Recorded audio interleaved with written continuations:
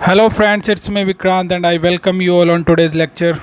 आज की क्लास के अंदर हम एक नया टॉपिक स्टार्ट करेंगे। पिछले लगभग 5 से 7 क्लासों के अंदर हमने अपना टॉपिक पढ़ा था पार्ट्स ऑफ सेंटेंस। उसी से मिलता जुलता मतलब सेंटेंस से ही रिलेटेड एक टॉपिक है हमारा जिसका नाम है टाइप्स ऑफ सेंटेंस। अभी तक हमने जाना था पार्ट्स ऑफ सेंटेंस, अब हम जानेंगे टाइप्स ऑफ सेंटेंस, यानी सेंटेंस के कितने प्रकार होते हैं, कौन कौन से सेंटेंस होते हैं। तो ये हमारी क्लास नंबर 1 है टाइप्स ऑफ सेंटेंस की।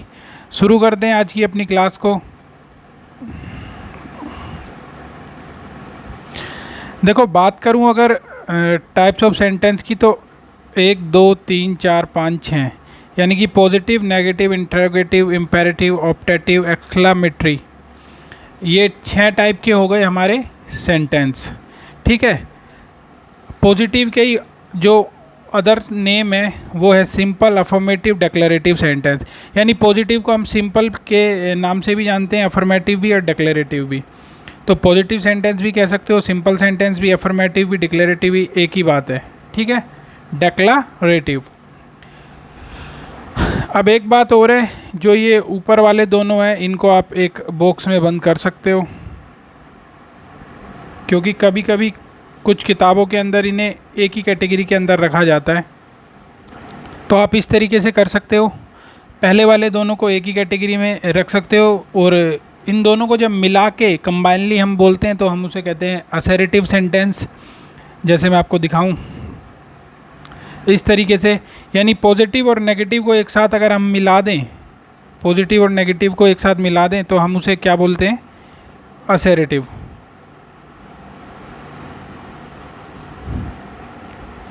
तो अगर इन दोनों को हम मिला के एक कर देंगे तो हम कह सकते हैं कि कहीं कहीं आपको 5 कैटेगरी भी देखने को मिल सकती है, जिसमें एक हो जाएगी असर्टिव, फिर इंटरोगेटिव, इम्पेरेटिव, ऑप्टेटिव और एक्सक्लामेटरी। यहाँ तक की बात को आप समझे होंगे। हम पढ़ रहे हैं types of sentence. Types of sentence में मैंने आपको बताया 6 तरह के, या कह सकते हैं 5 तरह के अगर असर्टिव बोलते हैं तो ये हमारे टाइप्स ऑफ सेंटेंस हुए। अब इन्हें एक एक करके देखते हैं डिटेल में।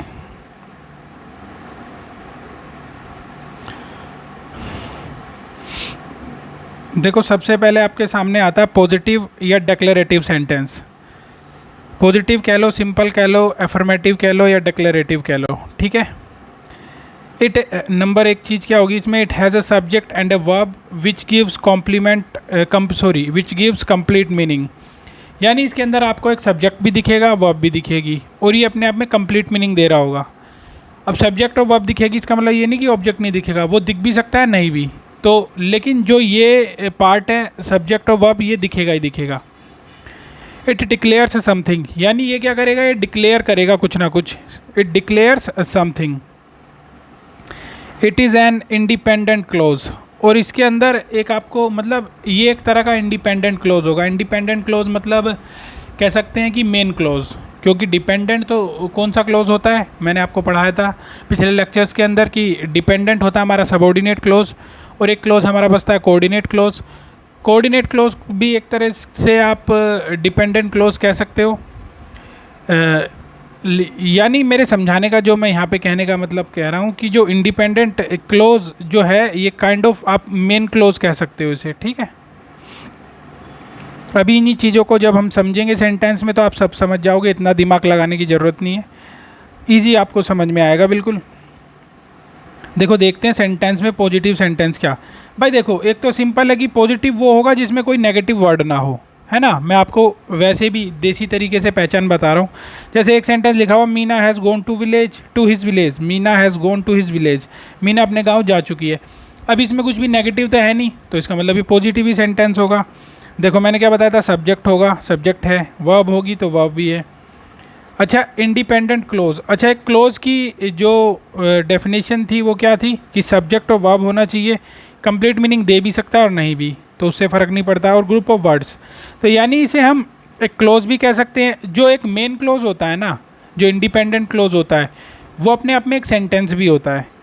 तो इसे हम क्या कह सकते हैं, अगर पूरे को इकट्ठे पढ़ूँ तो पॉजिटिव सेंटेंस, क्योंकि इसमें कुछ भी नेगेटिव जैसा भी नहीं है, और ये पूरा का पूरा क्या है, इसमें सब्जेक्ट है, वर्ब है, और एक ये इंडिपेंडेंट क्लोज भी है, और इसके अलावा एक जो कैटेगरी हमने बताई थी इट डिक्लेयर समथिंग, तो ये क्या डिक्लेयर कर रहा है कि मीना गांव जा चुकी है। Meena has gone to his village, Meena अपने गांव जा चुकी है। अब इसे अगर मैं तोड़ने की कोशिश करूं तो मैंने आपको बताया मीना सब्जेक्ट है, हैज़ गॉन वर्ब हो गई हमारी, जिसमें has helping verb, gone main verb. To his village, यहाँ पे Meena has gone where, where से रिप्लाई मिला इसलिए क्या हो गया एडवर्ब, और एक से ज़्यादा वर्ड है इसलिए फ्रेज, तो ये एडवर्ब फ्रेज हो गया। फिलहाल हम समझ रहे थे सेंटेंस का टाइप, तो ये हमारा कौन सा टाइप हो जाएगा, पॉजिटिव सेंटेंस। इसे ही आप कह सकते हो अफर्मेटिव, सिंपल या फिर डिक्लेरेटिव। ठीक है, तो पॉजिटिव सेंटेंस कुछ ना कुछ डिक्लेयर भी करेगा। देखो दूसरा एग्जाम्पल देखो, दो एग्जाम्पल से आपको बिल्कुल क्लियर हो जाएगा। इसको मैंने थोड़ा और खोल के लिखा हुआ है, एक एक शब्द अलग अलग। जैसे my uncle has submitted his project just now, तो माई अंकल हमारा सब्जेक्ट हो जाएगा, सब्जेक्ट भी होगा और साथ में क्या हो जाएगा, नाउन फ्रेज, क्योंकि रिप्लाई किससे मिल रहा है, वू से। जिसका रिप्लाई वू से मिल जाए, व्हाट से मिल जाए, वूम से मिल जाए, वो होता है हमारा नाउन, और एक से ज़्यादा शब्द हैं इसलिए क्या हो जाएगा, फ्रेज। तो ये हमारा सेंटेंस का सब्जेक्ट भी हुआ और नाउन फ्रेज भी हुआ। हैज़ सबमिटेड हमारी वर्ब हो गई, है जिसमें क्या है, हेल्पिंग वर्ब है, सबमिटेड मेन वर्ब है। हिज प्रोजेक्ट हुआ ऑब्जेक्ट, ऑब्जेक्ट के साथ साथ होगा नाउन फ्रेज, क्यों, क्योंकि रिप्लाई मिलेगा व्हाट से, कि my uncle has submitted what, तो रिप्लाई मिला हिज प्रोजेक्ट, इसलिए ऑब्जेक्ट और नाउन फ्रेज हो गया। जस्ट नाउ हमारा क्या हो गया, एडवर्ब फ्रेज, क्योंकि रिप्लाई मिला व्हेन से। कैसे, my uncle has submitted his project when, तो जब रिप्लाई व्हेन से मिल रहा है, वेयर, वाई, व्हेन, हाउ, इन चार शब्दों से जब रिप्लाई मिले तो हमारा क्या हो जाएगा, एडवर्ब, और फ्रेज इसलिए हुआ क्योंकि दो शब्द है। आई होप आप पॉजिटिव सेंटेंस समझ गए होंगे, बहुत ही सिंपल है, कुछ ना कुछ डिक्लेयर करें, सब्जेक्ट और वर्ब होना इसमें ज़रूरी है, और सिंपल भाषा में उसमें कुछ नेगेटिव ना दिखे आपको, तो पॉजिटिव सेंटेंस आप वैसे भी देख के समझ जाओगे, कोई इसमें ज़्यादा ये रूल्स ना भी पता हो तो अगर एक बेसिक अंडरस्टैंडिंग है आपको चीज़ों की तो आप समझ लोगे कि पॉजिटिव सेंटेंस क्या होता है। तो टाइप ऑफ सेंटेंस में एक टाइप क्या हुई, पॉजिटिव, जिसे हम सिंपल, अफर्मेटिव या डिक्लेरेटिव भी कहते हैं। ठीक है, देखो नेगेटिव सेंटेंस के अंदर, देखो नेगेटिव में कोई फ़र्क नहीं है, सेम पॉजिटिव जैसा है, बस इसमें एक नेगेटिव वर्ड जुड़ जाएगा जिससे एक नेगेटिव सेंस निकले। जैसे it has a subject verb which gives complete meaning, ये सेम चीज़ पॉजिटिव वाले में भी थी but in A negative sense, लेकिन यहाँ पे सेंस कैसा आएगा, नेगेटिव आएगा। इट डिनाइज समथिंग, ये कुछ ना कुछ डिनाई कर रहा होगा। ठीक है, डिनाई का मतलब है कोई ना कोई नेगेटिव वर्ड आ रहा होगा, जैसे नेगेटिव ये सारे लिखे हुए वर्ड क्या है, नेगेटिव है। No, not, never, seldom, hardly, scarcely, barely, rarely, forbid, until, lest, unless, neither, no one, sorry none, no one, nobody, nothing. ये नो वन को आप अलग अलग कर लेना, ये नो और वन थोड़ा सा गैप कर लेना इनमें। It is an independent clause, तो ये वाली लाइन और ऊपर वाली लाइन तो सेम है, बस इसमें एक ये मेन फ़र्क है कि नेगेटिव सेंस में आएगा, और नेगेटिव सेंस आता कैसे भाई, नेगेटिव सेंस आता है इन वर्डों से, तो ये बस फ़र्क रहता है, नेगेटिव सेंटेंस हो जाएगा फिर वो। जैसे एग्जांपल्स के थ्रू देखते हैं। Examples of negative sentence, I will not join this course. अब देखो इसमें सिर्फ ये शब्द नोट आ रहा है इसलिए नेगेटिव सेंटेंस हो गया पूरा का पूरा। अगर मैं इसमें से नोट हटा दूं और ये सेंटेंस क्या बना दूं कि I will join this course, तो ये बन जाएगा पॉजिटिव। आई हुआ सब्जेक्ट, विल और ज्वाइन हमारी वर्ब हुई, नोट यहाँ पे एक नेगेटिव वर्ड है। ठीक है, दिस कोर्स क्या हुआ, ऑब्जेक्ट। ठीक है, क्योंकि वर्ब के बाद लिखे हुए एक्सप्रेशन का रिप्लाई हमें व्हाट से मिल रहा है नॉन लिविंग के केस में, इसलिए क्या हो गया, ऑब्जेक्ट। देखो दूसरा sentence, I have never talked to her, I हुआ सब्जेक्ट, हैव और टॉक्ड हुई वर्ब, नेवर बीच में यहाँ नेगेटिव वर्ड हो गया। टू एक प्रेपोजिशन हुई, प्रेपोजिशन के बाद आने वाला हर क्या हो गया, प्रेपोजिशनल ऑब्जेक्ट। ठीक है, पीओ का मतलब प्रेपोजिशनल ऑब्जेक्ट। तो बेसिकली तो ये सारी चीज़ें तो हम समझ चुके हैं, हमें यहाँ पे समझना नेगेटिव सेंटेंस। नेगेटिव इसलिए हुआ क्योंकि इसमें एक नेगेटिव वर्ड आ रहा है, यहाँ पे भी नेगेटिव क्यों हुआ, क्योंकि ये नेगेटिव वर्ड आ रहा है। देखो तीसरा sentence, my friend seldom comes here, my friend हुआ सब्जेक्ट, सेल्डम एक नेगेटिव वर्ड है यानी यदा कदा यानी कभी कभार। सेल्डम की अगर बात करूँ तो ये एडवर्ब ऑफ फ्रीक्वेंसी हो जाएगा, क्या हो जाएगा, एडवर्ब ऑफ फ्रीक्वेंसी। खैर इस चीज़ की हम बात करेंगे जब हम डिटेल में एडवर्ब का टॉपिक पढ़ रहे होंगे। फिलहाल के लिए आप समझो कि सेल्डम एक नेगेटिव वर्ड है जिसकी वजह से पूरा सेंटेंस क्या हो गया, नेगेटिव, यानी फ्रेंड आता तो है लेकिन कभी कभी आता है। हियर यहाँ पे हो गई my adverb, my friend seldom comes where, where का रिप्लाई मिल रहा है हियर, तो इसलिए हियर हमारा हो गया एडवर्ब, कम्स हो गई वर्ब। समझ गए सारा का सारा सेंटेंस। नेगेटिव किसकी वजह से हुआ? सेल्डम की वजह से। इसी तरह I hardly knew anyone here, I हुआ subject, hardly again negative word है, इसलिए पूरा सेंटेंस क्या कर दिया? नेगेटिव। यानी मैं यहाँ आई hardly knew anyone here, मतलब मैं यहाँ बहुत मुश्किल से किसी को जानता हूँ।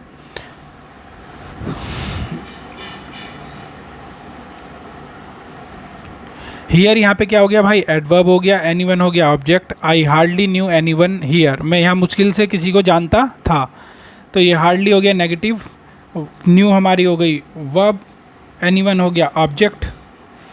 इसके बाद फिफ्थ सेंटेंस देखूँ, my father does not like Anjali, तो माई फादर हुआ सब्जेक्ट, डज हुई हेल्पिंग वर्ब, लाइक हुई मेन वर्ब, नोट यहाँ पे एक नेगेटिव वर्ड है जिसकी वजह से पूरा सेंटेंस नेगेटिव हो गया, अंजलि हमारी ऑब्जेक्ट हो गई। तो कहने का मतलब है आप नेगेटिव सेंटेंस को समझ गए होंगे, जिसके अंदर कोई नेगेटिव वर्ड आ जाए ये सबसे बड़ी पहचान है नेगेटिव सेंटेंस की। बाकी ये भी एक इंडिपेंडेंट क्लोज होगा, सब्जेक्ट वर्ब इसमें भी होगा, और एक जो हमारी कैटेगरी थी वो क्या थी भाई? वो थी क्या, इसके अंदर आपको ये नेगेटिव वर्ड्स देखने के लिए मिलेंगे, no, not, never, seldom, hardly, scarcely, barely, rarely, forbid, until, lest, unless, neither, none, no one, nobody, nothing. इस तरह के नेगेटिव वर्ड्स ये धीरे धीरे आपको याद हो जाएंगे, रटने की ज़रूरत नहीं है, 1 2 4 बार देखोगे तो खुद ब खुद समझ में आ जाएंगे। बहुत सारे तो आपको पता भी होंगे, नो, नोट, नेवर, ये तो neither, none, no one, nobody, nothing, इसमें तो कोई ऐसी बात है ही नहीं याद करने वाली। ठीक है भाई, तो बच्चों मिलते हैं अगली क्लास में।